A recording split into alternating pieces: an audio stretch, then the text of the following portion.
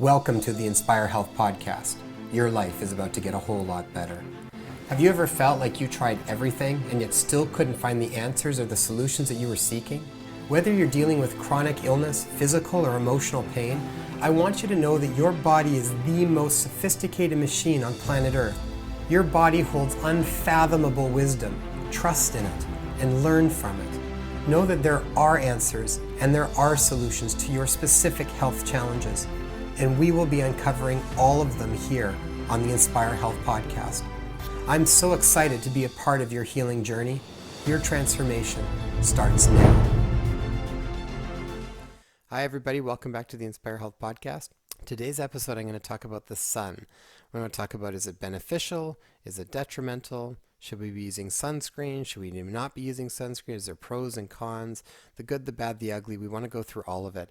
This last while I've been spending more time with myself and more time with my family outside, and we were at the beach a little while ago, and I was looking around. I was seeing some people that were way too burned, and I'm seeing other people completely lathering up with sunscreen, lathering their kids up with sunscreen, and it just got me thinking that there's probably a lot of people that have questions about this as far as what are we supposed to do. There's a lot of fears wrapped around the sun and a lot of relationships we have with health and with disease related to the sun. So I wanted to pull this all together and take a really big overview look as far as how much sun is beneficial, when does it become a problem, and what's the literature telling us about it.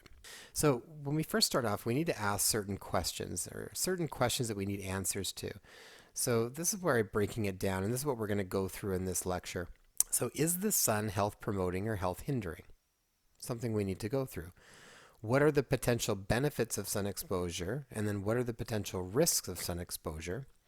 What are the concerns with using sunscreen lotions and who is most at risk? What are the best and safest sunscreen lotions that we can use? And how are we able to actually enjoy all the benefits of sun exposure while avoiding the risks of sun burning? So let's take these through one at a time. So first, is the sun health promoting or health hindering? I think what happened over time was that originally I feel like a lot of people naturally are drawn to the sun. I mean, this goes back eons in different cultures that even worship the sun. And most of us know that we wake up and if it's a sunny day, you feel pretty good. You're pretty excited to get out. And then what happened is over time, a lot of fears around cancers and whatnot and sun burning, and then it became that the sun was something that we had to be really careful about. We had to really respect it. And in a lot of ways, those are very true. But I think what really happened was that the difference that we need to tease apart here a little bit is the difference between sun exposure versus sun burning. And these two things are very different. And I think this is where all of the problems started to really arise. So when we look at a graph where we talk about like a hormetic stress, okay, and sun exposure is a type of hormetic stress on our system. Hormetic stress meaning that there is a stressor that hits our body that then has a beneficial effect on our body up until a certain point, and then if it keeps going, the positive effects very quickly change and we get a lot of negative effects. The main point I want to get across here is that sun exposure, as you're going to see, is related to a ton of benefits for the most part, and sun burning is what we need to avoid. And we've lumped these things together and just kind of it's become the sun can be scary and we just need to cover up all the time. We need to block sun UVA and UVB all the time. That's just not true. So let's go through and take a look at what the benefits are first. So what are some of the most potential benefits that we can get from sun exposure? Well, there's lots. And first one we'll talk about here is lowers blood pressure. And the reason is that researchers in the University of Edinburgh found that a compound called nitric oxide, which is a vasodilator, it means that it dilates blood vessels, that gets activated as soon as that sunlight touches the skin. So we get a little bit of a lowering in blood pressure, and then this can actually start to decrease the risk of heart attacks and strokes. And these researchers said that that can far outweigh the risk of getting skin cancer. So very beneficial effect on just lowering blood pressure by getting sun exposure. The next one is improved bone health. I think a lot of us are familiar with that because we know that sunlight is necessary in order for us to make vitamin D, and vitamin D helps us absorb calcium and is essential for bone health. Third one would be improving brain function. I thought this was really fascinating. That researchers in England took 1,700 men and women from England aged 65 years or older, and they found that cognitive function reduced the lower the subject's vitamin D levels were. So the lower the vitamin D, the worse that your cognition was. Next one would be eases mild depression. I think this one's almost straightforward. Most people know that when the sun is out, we generally feel good. Now, we actually get a little bit of a serotonin release when we get sun exposure, and that when we start to get into late fall and winter time and it's darker and the sun's not out as much, that's when you start to see a lot more depression. There's a condition called seasonal affective disorder that comes from low sunlight exposure. So being in the sun makes most people a little bit happier and lifts their mood, definitely. I know a lot of patients that need to actually go away in the winter time in order to get that dose of sun. They need to go to Mexico or Costa Rica or somewhere just to get real daylight and sun warmth exposure. It makes a big difference for them. It plays a big role in improving quality of sleep. And this is a really interesting one. And I actually think this is a really, really important one because sleep troubles are themselves huge. So many people have troubles with sleep. And what happens is that our circadian rhythm is so tightly bound to light and dark cycles. And so sometimes what happens, I was talking to a patient earlier today, and one of their problems is sleep, and they've gotten in a habit where they can't sleep until 4 o'clock in the morning or 5 o'clock in the morning, and then they're sleeping in again till 2 or 3 in the afternoon. Part of the problem with that is that then they're basically missing that early morning light. So when the sun normally rises, we want to be able to get light exposure at that time. We need to get it in our eyes, we need to get it on our skin, because what happens is when we get exposed to light, that shuts down melatonin production. Basically tells us we're not sleeping, we're not supposed to be sleeping, we're supposed to be up and taking in the light. And then when the light goes down, when we hit when we hit nighttime and the light comes down, that's the signal that then says right away we start to produce more melatonin. Melatonin goes up, it starts to make us sleepy, and then it makes it easier for us to go to bed. Now the problem is that if we are missing a lot of daylight and we're sleeping in or we're staying inside and the lights are dim and we're not getting natural light through the windows or any of this sort of stuff, then what happens is if it's darker or we're staying in that state, we could be overproducing melatonin throughout the day. And then when the nighttime comes, we're not getting such a change. And no, we're not able to basically raise our melatonin levels to help us then start to go back to sleep again at night. The next one is lessening Alzheimer's symptoms. This is an interesting study in the Journal of American Medical Association. They found that Alzheimer's patients exposed to bright light had fewer symptoms of depression, nighttime wakefulness, agitation, and lost less function than those exposed to dim daytime lighting. So this research they attributed to the improvements to a more regular circadian rhythm. So much like I was speaking about just earlier for the sleep quality. We know that the sunlight is capable of healing different skin disorders. Sometimes even in clinics, they will have UV therapy where they will actually incorporate that for different conditions. Things like psoriasis and eczema and acne sometimes all can actually do quite well with sunlight. That would be one of the things that you could try on your own just to see if it makes a difference. Now, there are some conditions that aggravate in the sunlight or from the heat from the sun, but that's a slightly different thing. We also know that there can be some benefits in enhancing immune function. Some studies that I was looking at enhanced immune function, enhanced T lymphocyte motility with sun exposure. Sunlight is also associated with positive health outcomes, including reduced incidences of autoimmune diseases and many different cancers. And that might be an interesting one, that sunlight exposure can reduce certain cancers. We usually think of sunlight exposure as being related to cancers. And what we're going to see is that there's a double-edged sword to sunlight. It can be extremely beneficial in preventing cancers because vitamin D is so tied to health benefits and anti-cancer in many ways, and we need sunlight to get that. And at the same point, if you start to sunburn, then you do increase your risks for specific melanomas.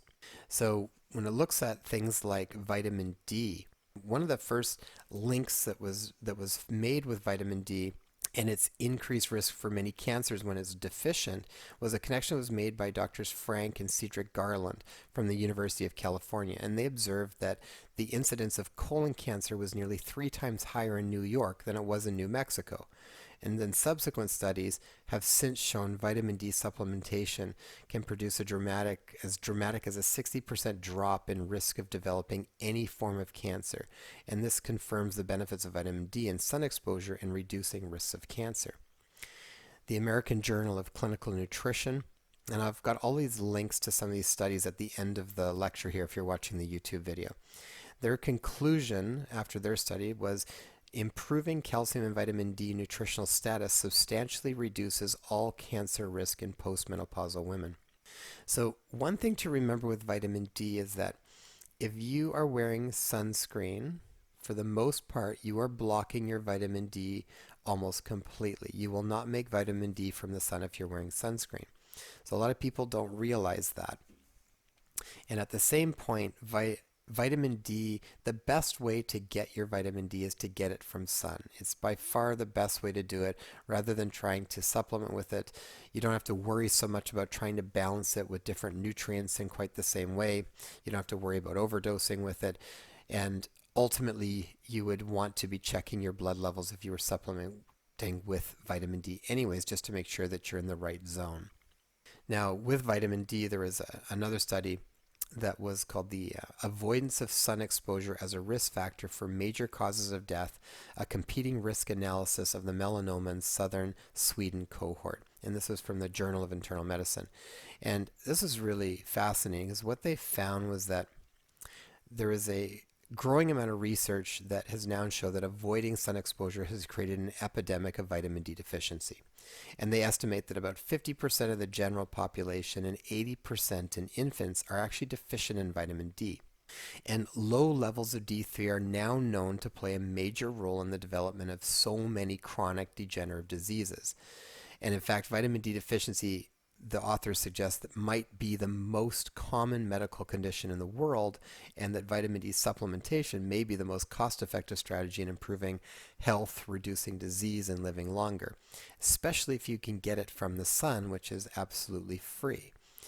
Now, what they found was that those deficient in vitamin D have twice the rate of death and a doubling of risk for many diseases such as cancer, cardiovascular disease, diabetes, asthma, and autoimmune diseases such as multiple sclerosis. So really, really important to normalize vitamin D levels. And the best way to do that is get your blood levels checked on it, and you should be in a certain optimal zone. And optimal zones for nutrients are very different than reference ranges. Go to my website, download the free copy of the top 10 lab tests, and it will break down the key zones that you want to be in when you are looking at some of these nutrients and getting them tested. So those are some of the big pluses for sun exposure. Now, what are some of the things we need to be careful about? Now, again, this is not necessarily sun exposure. This is sun burning. So this is when we go too far, too much of a good thing can start to become a problem. Sun burning is related to damage to different tissues. Sun exposure is pretty much related to health benefits for most things. So the big ones that we usually think about are damage to the eyes. So the sunlight can damage the retina. This is why we wear protective glasses sometimes. And this is why your parents used to tell you don't stare into the sun. Well, aside from the fact that it hurts, you can really damage your retina, and it also has some relationships to even cataracts as well. We get into things like heat exhaustion, heat stroke, which I think people are aware of. That's where you get too much sun, you get dehydrated, you get electrolyte imbalances, and those can be pretty severe. But again, that's pretty preventable if you're keeping hydrated. We can get a heat rash. Heat rashes sometimes come up. That's usually when you get this almost hive-like reaction over the body. I've actually had that before a long time back, and actually I used to get that a bit when the rest of my health was not as good. Once my health started to improve, I found a lot of these things started to go away on their own. But this can also happen when sweat ducts trap perspiration into the skin, and then you get this heat rash that takes place during hot, humid weather, like Toronto in the summertime. Then we've got sunburning, and sunburning we definitely know that we need to avoid at all costs.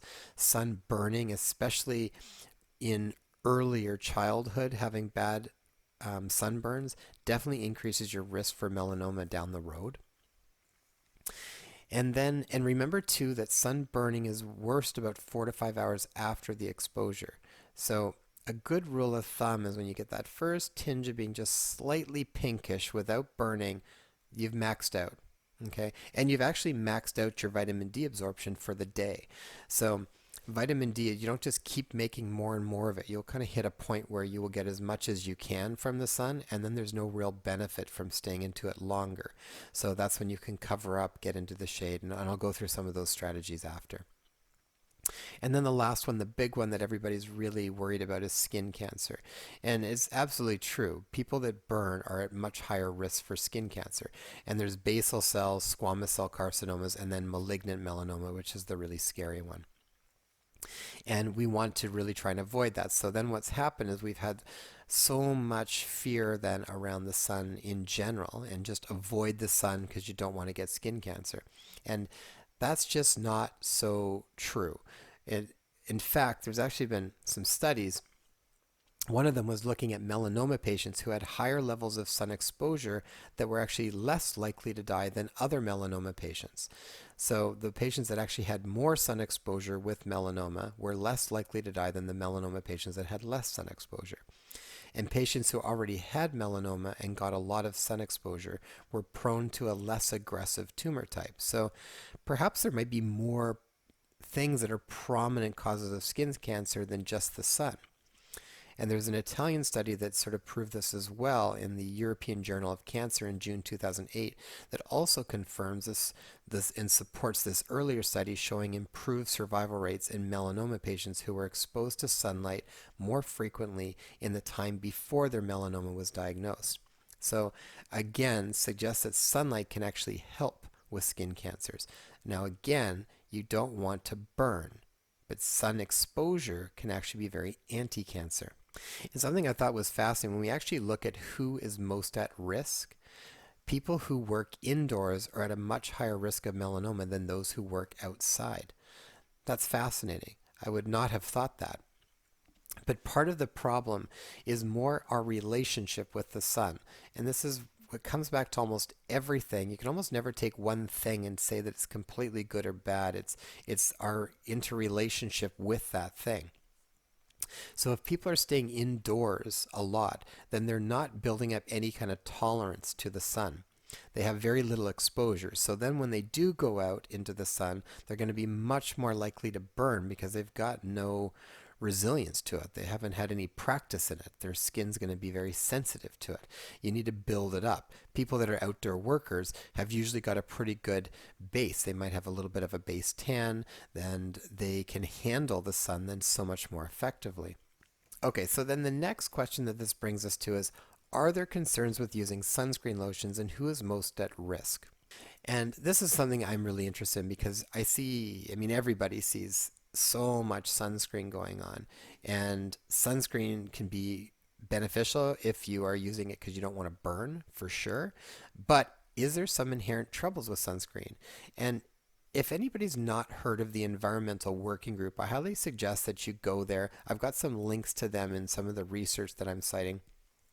And the Environmental Working Group is wonderful. They are a nonprofit organization, and they're dedicated to protecting human health and the environment.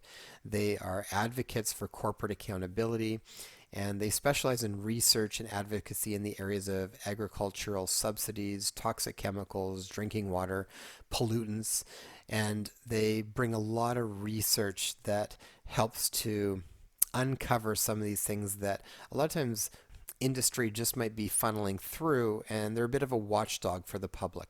So I really like the work that they do. And they'll talk to the FDA, and then they'll suggest certain things to them too based on what's being found.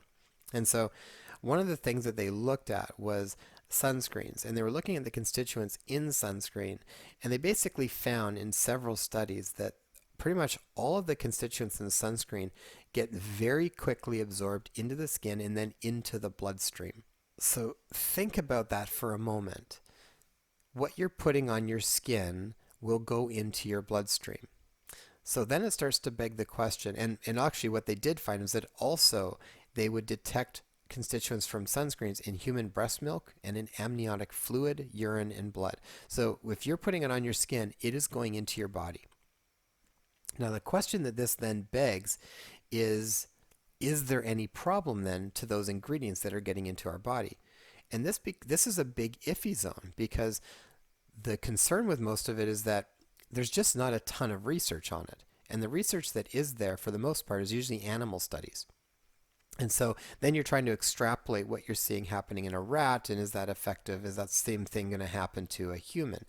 And at least what they are finding is that there are some very big concerns that are showing up around things. So there was a study a little while back where they're looking at, it was again in JAMA, the Journal of American Medical Association. It was looking at the effect of sunscreen application under maximal use conditions on plasma concentrations of sunscreen active ingredients, a randomized clinical trial.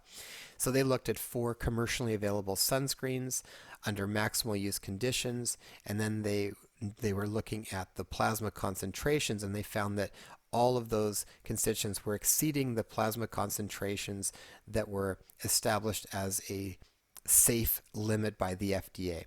So the FDA safety threshold for one of the key constituents that they're looking at, called oxybenzone, okay, this is one that's in a lot of different sunscreens, and the FDA safety threshold for oxybenzone is 0.1 nanograms per mil. And anything above that, the FDA suggests that there should be long-term studies to prove safety. And what they found in this study was that the oxybenzone was as high as about 225 nanograms per mil, and it shouldn't have been higher than 0.5. Now, what's interesting is that at the end of the study, they didn't suggest that you shouldn't be using sunscreen anymore that has oxybenzone. They just suggested there should be further research. This is one of my main concerns. When I'm talking about us being able to live in this world very resiliently, part of that is knowing what do we need to fine tune so that our internal environment is as healthy as possible, so that then we can handle stuff more effectively. For the most part, wearing some sunscreen once in a while, even with oxybenzone, probably is not going to be a big deal to someone that's healthy. But if you're using it all the time, and we know that that is going into the body and that it's going into the bloodstream, it's getting absorbed in, and we just don't really know the full ramifications of what that could be. In my mind, it's like we need to make some choices around that. Is there a safer option? The other thing that is really important to remember is that when they're looking at studies on some of these things, they're basically looking at one ingredient, and they're trying to figure out if one ingredient has the potential to be toxic or not. But it's literally impossible to do any kind of studies that looks at the intermixing of often hundreds of different chemicals that we're exposed to, and the interrelationships that happen with all of those at the same time. You know, we're eating foods that contain certain things, we're breathing air, we're drinking water, we're having cosmetics. All these different things have different constituents that maybe on their own might be in a low enough dose that it doesn't seem to be causing any problems, but we have no idea what happens when you mix dozens and dozens of these things together and their impact on each other, and if that substantially raises your toxic load in your body. So basically, we know that we absorb the chemicals in very quickly. That's been studied. And then we also know that there's certain problems with some of these constituents. When we look at some of the different research that's come up around that, there's one study of the Institute of Pharmacology and Toxicology from the University of Zurich, and they determined that oxybenzone may also mimic the effects of estrogen in the body and promote the growth of cancer cells. Another study out of Queensland Cancer Fund Laboratories in Australia was looking at, because they noticed too that there was a lot of absorption happening from sunscreen, so they wanted to see if there was any troubles with them. And some of the studies that they did discovered that oxybenzone particularly inhibited cell growth and DNA synthesis. It retarded cycle progression in the first of the 4 phases of cell cycle, and it was a mitochondrial stress on the cell. So Basically, you're getting an endocrine disruptor. It mimics estrogen. It can trigger estrogen-based tumors or cancer. It can affect mitochondrial function. It can cause troubles with normal phases of cell progression. So there's a lot of things there that just make you think, is it worth it to put it on? And if there is a safer alternative, does it not make sense to use those? And now, one thing I think everybody should remember before you decide that is things like this are just likely fine because they haven't been banned. They're still selling them in stores. So if it was really dangerous, they would have taken it away a long time ago.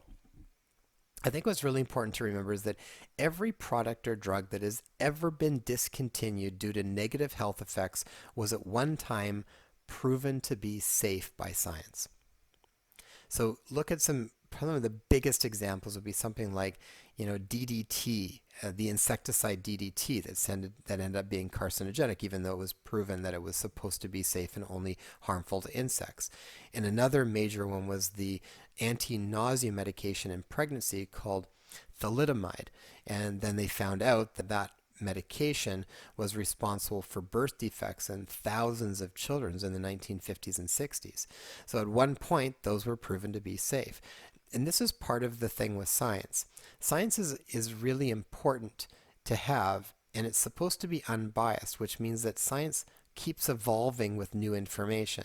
So sometimes what we think is the right answer may not actually be true at all, and it just gets completely debunked years down the road when more information starts to surface. This is the thing, is science is always evolving. You have to also take into account when we do learn something that says, nope, this should be safe based on what we've tested, is not always necessarily going to be safe. So in my mind, if there's anything that's showing that there is potential risk, it's just not necessarily worth taking it, or at least not taking it all the time. And if there is safer options, then why not move to those safer options? Some of the other things that happen with sunscreen, like I'd mentioned before, is that they completely block the production of vitamin D. And they've also had a lot of research showing that the sunscreens and the constituents in sunscreens are actually starting to make damage to are creating a negative impact on ocean life as well. And the Environmental Working Group also found that a lot of conventional sunscreens that are on the market just don't work very well. They found up to, I think it was 2/3 that just did not work as well as they thought that they were supposed to work. So another thing to consider. Okay, so then what do we do? What are the best and safest alternatives to sunscreen lotions? So as of now, there are only 2 sunscreen ingredients that are considered absolutely safe by the FDA and the Environmental Working Group. And those are ones that are zinc oxide and titanium dioxide. So these are known as physical or mineral filters, and these ingredients work by creating a barrier and reflecting UV rays rather than absorbing them. Now, one step further is to look for things that are non-nanoparticles. If they're nanoparticles, it means that it's being absorbed very well. If they're non-nano, then that means that it stays kind of on the skin. These are the ones that usually people don't want to use because they're the ones that leave your skin that slight whitish blue tint on your skin. But in my mind, it's a much better option than the alternative. Now, in one of the studies when they were looking at the different constituents in the sunscreens and suggesting that it was we should still use them even though the FDA hasn't stopped us or hasn't stopped it, but they've suggested that it needs more research because the data that they are getting is showing that it could be very harmful in different ways. What they did suggest was that who should be more careful would be children because they could absorb even more of it, and based on their size, that could be actually more detrimental. So I would specifically with kids, I would only use zinc oxide or titanium dioxide brands. So what do we do then? How do we enjoy the benefits of sun exposure while avoiding all the risks of sun burning? So if you're going to use sunscreen, get a mineral-based sunscreen that's zinc oxide or titanium dioxide, and make sure that they are non-nanoparticles. These will likely cause no adverse effects, okay? And they will block the sun very effectively. Now, I think the first thing that we need to do is start to get some exposure. We kind of go from being, especially in Canada, you go from being not very much sun for a long period of time and cold, and then when it starts to get warm, we just can't wait to get out there and get it. And part of the problem is you've got no resilience for it. You've got no practice with it. So depending on your skin tone, right? Like if it's really fair, you really can't handle lots at one time. I generally used to burn a little bit easier, so I had to be careful with it. And now I find that with my strategy, I just get out in the sun and I did 15 or 20 minutes and I start to get a little bit of sun, a little bit more, and I start to build up a bit of a tan base. And then I can go in and out of the sun and I hardly ever have to wear sunscreen at all, and I just don't burn anymore. But I have to be careful with it, and I have to respect the sun and build up some tolerance. If people have darker skin, if they've got more melanin in the skin, then they can handle it significantly better. My wife, who is Persian, and my kids that are half Persian, they can handle the sun much better than I can. So I'm a lot more careful with it than they are, but they can go out and they're totally fine, and they take it in, they don't burn at all, and their skin just looks great. And I know that they're maxing out their vitamin D levels, which is hugely important for thousands of different reactions in the body, including a robust immunity. So titrate your dose. Get out in the sun, then cover back up. And you don't have to just wear sunscreen. Cover up with clothes. You can put clothes on, wear a hat. Like, do those smart things like that that'll block the sun out completely, much more than sunscreens will. Titrate your dose. When you're looking for sunscreens, go to health food stores, check them out yourself, research some of the stuff, go to the environmental working group and punch in sunscreens, and you will see a ton of information that they've got from it. They're a wonderful resource.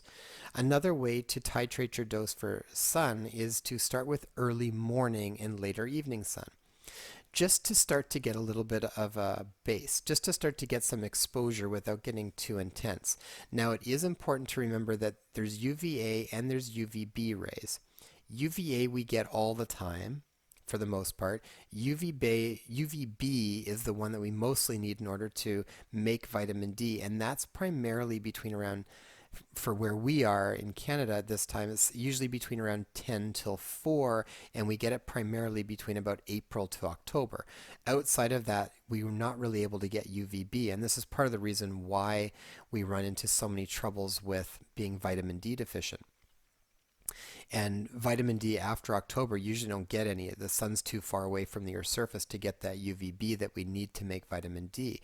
Now, the other thing that's interesting is that if it's between 10 and 4, a lot of people don't get exposed to that sun, that radiation, that UVB that we need, because they're usually at work or at home.